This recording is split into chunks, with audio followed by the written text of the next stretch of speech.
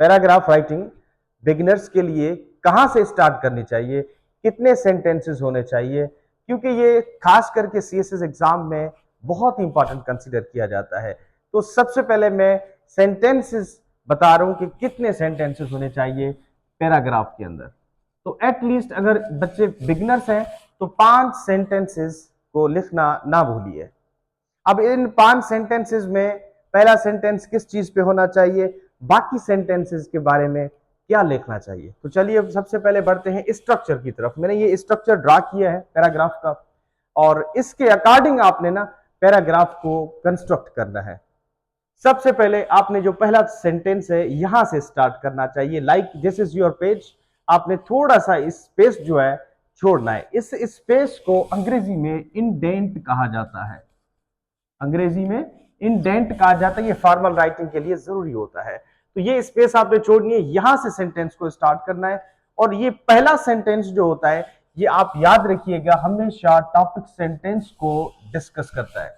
अब ये कहेंगे सर टॉपिक सेंटेंस क्या होता है, इसको हुक सेंटेंस भी कहते हैं। फॉर एग्जाम्पल अगर आप एजुकेशन के बारे में टॉपिक लिखना चाहते हैं तो बात पहला सेंटेंस जो है इसमें एजुकेशन का जिक्र होना चाहिए कि आप नीचे जो 4 सेंटेंसेस है बाकी वो जो है एजुकेशन को डिस्कस करेंगे। अगर आप इकोनॉमी पे लिख रहे हैं तो पहला सेंटेंस इकोनॉमी के रिलेटेड होना चाहिए, फिर आपने इकोनॉमी के बारे में क्या लिखना है वो यहाँ पे आपने चीजों को लिखना है। तो सबसे पहले पहला जो सेंटेंस है आपने यहां से स्टार्ट करना है, वो सेंटेंस आपका टॉपिक सेंटेंस होना चाहिए।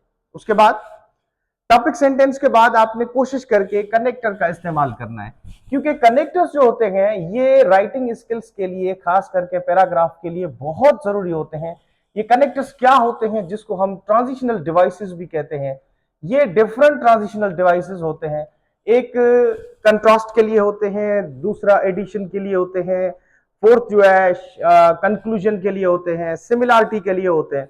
तो मैंने यहाँ पे एडिशन के लिए कनेक्टर इस्तेमाल किया है फर्दर मोर। अब ये जो बात फर्दर मोर जो कनेक्ट कर रही है, ये पैराग्राफ जो है ये कनेक्ट कर रहा है टॉपिक सेंटेंस को। यानी कि अब जो बात आपने कही है वो टॉपिक सेंटेंस के रिलेटेड आप बात करेंगे कि टॉपिक सेंटेंस क्या कह रहा है। तो कनेक्टर लगाना बहुत जरूरी है। फिर कनेक्टर के बाद आपने कामा का इस्तेमाल करके यहां पे जो है सब्जेक्ट से स्टार्ट करना है। सब्जेक्ट जो है आपका जैसे आई, वी, ही, शी या कोई नेम होता है तो वो आपका सब्जेक्ट होता है। तो यानी सब्जेक्ट से पहले कनेक्टर लगा के कामा का इस्तेमाल करना बहुत जरूरी होता है ताकि कनेक्टिविटी सेंटेंसेस के बीच में रहे।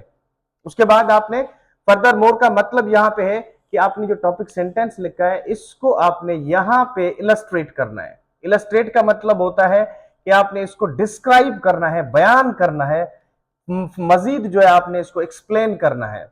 उसके बाद अब ये दूसरा जो सेंटेंस है इसको कनेक्ट के लिए आपने दूसरा कनेक्टर इस्तेमाल करना है दूसरे सेंटेंस में बिसाइड्स, फिर कामा, क्योंकि दिस इज अ कनेक्टर।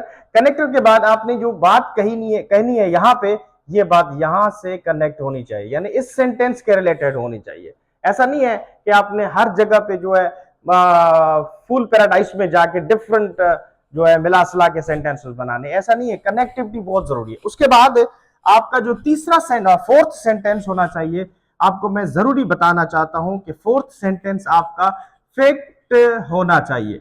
अब फैक्ट का मतलब है कि कोई रेफरेंस होना चाहिए, कोई स्टेटिस्टिक्स होनी चाहिए। फॉर एग्जांपल पॉवर्टी के अकॉर्डिंग कोई बात है, एजुकेशन के रिलेटेड बात है, कोई अच्छा सा इदारा है, वर्ल्ड बैंक है या एनजीओ है, तो उसका रेफरेंस आपने यहाँ पे करना है।